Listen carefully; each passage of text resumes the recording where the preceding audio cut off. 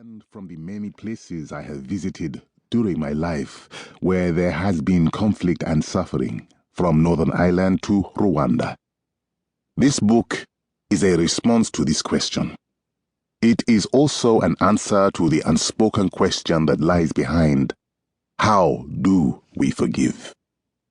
This book is written for those who need forgiveness, whether they want to forgive or to be forgiven. There are days when I wish I could erase from my mind all the horrors I have witnessed. It seems there is no end to the creative ways we humans can find to hurt each other, and no end to the reasons we feel justified in doing so. There is also no end to the human capacity for healing.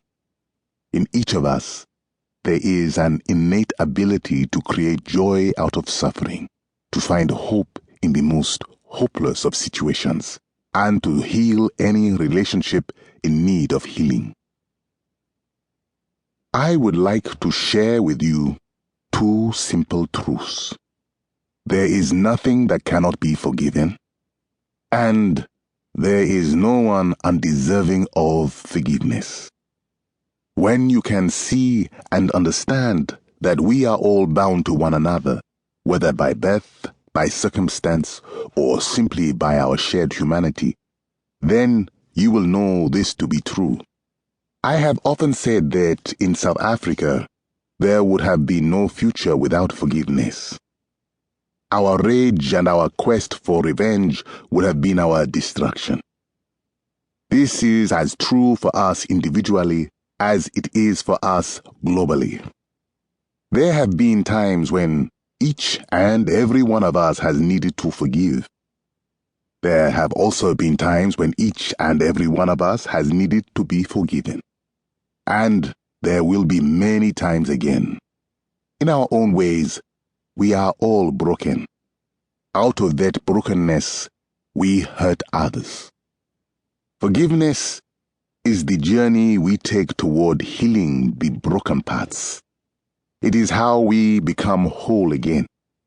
Whether it is the tormentor who tortured me brutally, the spouse who betrayed me, the boss who passed me over for a promotion, or the driver who cut me off during my morning commute, I face the same choice: to forgive or to seek revenge.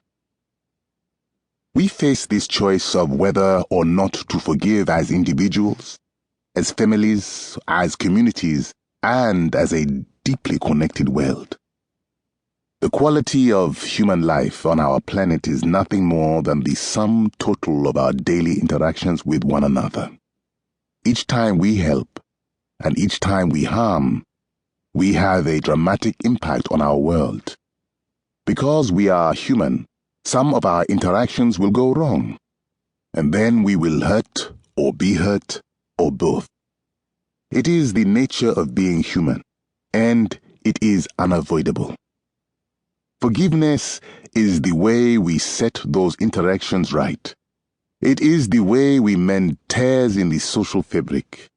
It is the way we stop our human community from unraveling. There are countless studies that enumerate the social, spiritual, psychological, and even physiological benefits of forgiveness. The actual process of forgiveness, however, has often been left a mystery. Yes, it is good and helpful to let go of resentment.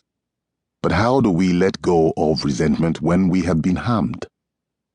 Of course, it is better not to exact retribution.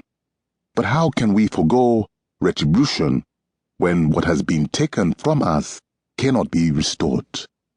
And is it even possible to forgive and still pursue justice?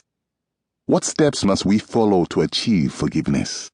How do we heal all the holes in our hearts that come with being the fragile creatures we are? The path of forgiveness is not an easy one. On this path, we must walk through the muddy shoals of hatred and anger and make our way through grief and loss to find the acceptance that is the hallmark of forgiveness. While it would be much easier to make this journey if the route were marked clearly,